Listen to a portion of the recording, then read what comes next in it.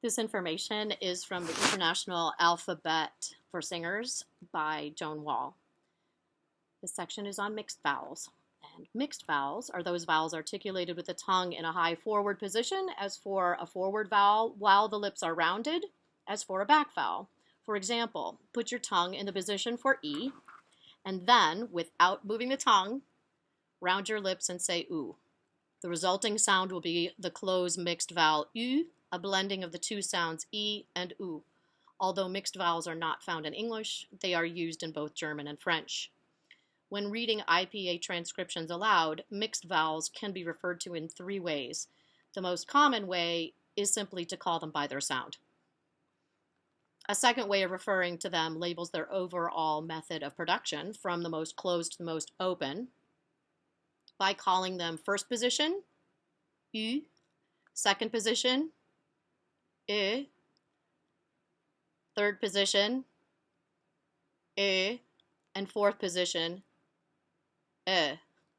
Naming the vowel in this manner can help clarify communication about the vowel sound in a class situation when the articulation of each mixed vowel sound may not yet be totally accurate.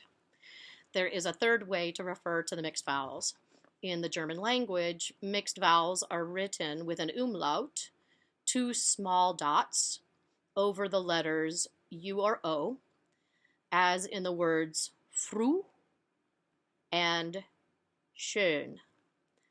The vowels are referred to as closed and open umlauted U, Ü, and Ö, designating the fact that the space in the mouth for the first vowel is more closed than for the second, and close and open umlauted O, which is Ö and Ö, which again designates the relative close and open spatial relationship of the two sounds. These Germanic names are often used for the mixed vowels in diction classes and are useful for communication. You may choose which of the three methods of naming mixed vowels you wish to use. It must be pointed out that to produce the mixed vowel, the speaker does not glide from the forward vowel to the back vowel. Instead, both vowels are produced simultaneously. It is the combining of the two sounds into a unified single vowel sound that results in the mixed vowel. Let's get used to some symbols. These will be the tongue positions or the tongue placement for the mixed vowels, going from the most close to most open. First we have E,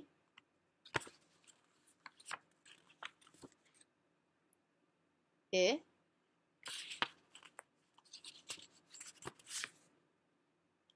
E, and E. Then we have lip positions for the mixed vowels, again from the most closed to the most open. U,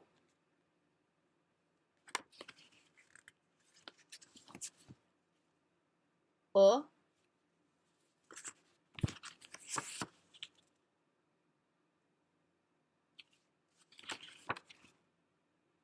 O,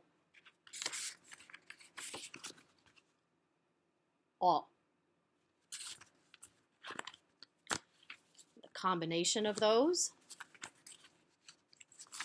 and I recommend for singers that you move your lips and then you think the vowel sound that your tongue position is going to be in.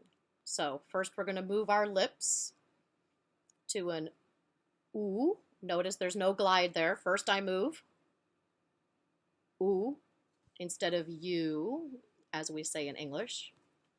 No glides here, so we do oo position with our lips, and then our tongue is going to say E. So first we have lip position, U. So I move my lips first to the U position or the U. You see the rounding all the way back here. And then think E. U. Obviously, your tongue needs to move into the E position as well. It works better, I think, to first put your lips forward and then move your tongue to the E before you make any sound. U.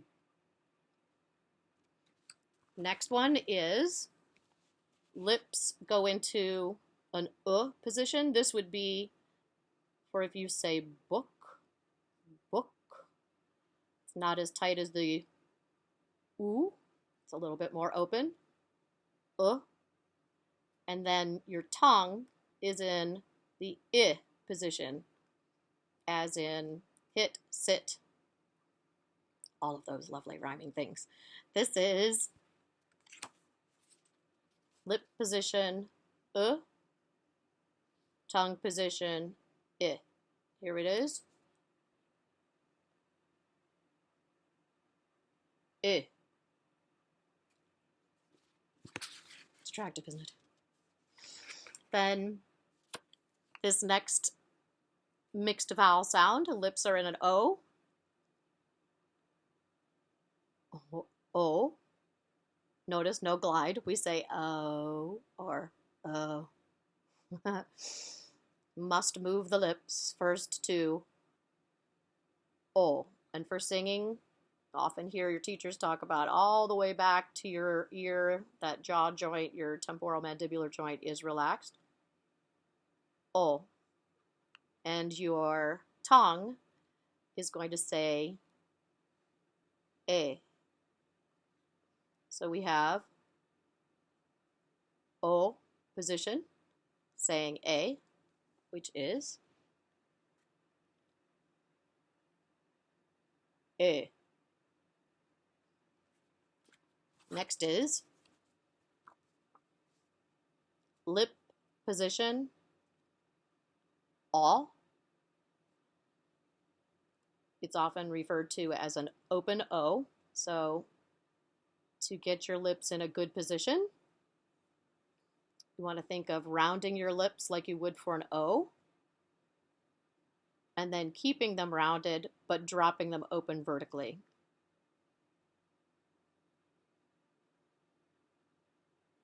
Once again, O.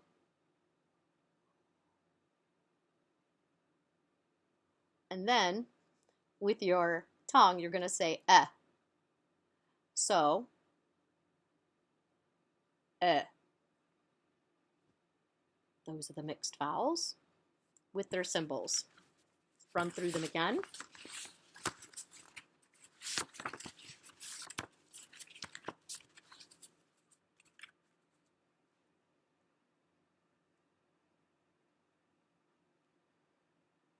U.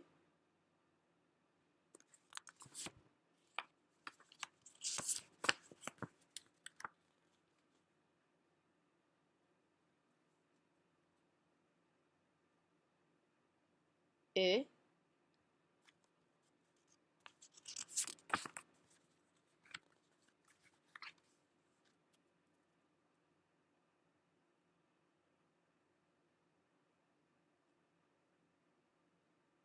E.